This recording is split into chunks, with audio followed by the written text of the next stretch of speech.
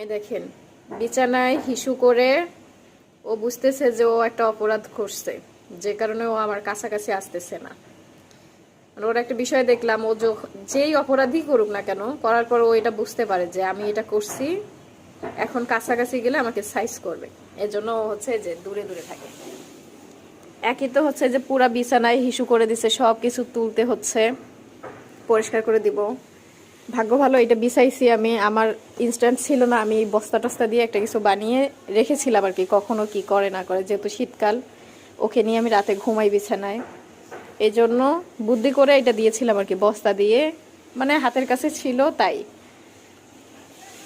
যে কারণে হচ্ছে যে আমার 2-3টা করে তোষক বিছানো থাকে, এগুলা থেকে রেহাই পাইছে আর কি। আর এইটা তো গেল ওর একটা অপরাধ। আরেকটা একদম গুরুত্বপূর্ণ অপরাধ দেখেন, এই যে আমার খুব শখের এই খাটটা, সে যে কি করছে, এই যে এখানে বসে বসে আছে, এই তোমার নামে বদনাম বলতেছি। এই যে খাটের অবস্থাটা দেখেন, মানে পুরো খাট আমার কিভাবে নষ্ট করে দিচ্ছে। শুধু এই সাইডটা না, এই যে অপোজিটেও এটা। খাটটা নিয়ে আমার বেশি দিন হয়ই নাই, এখনো 1 বছর হয় নাই।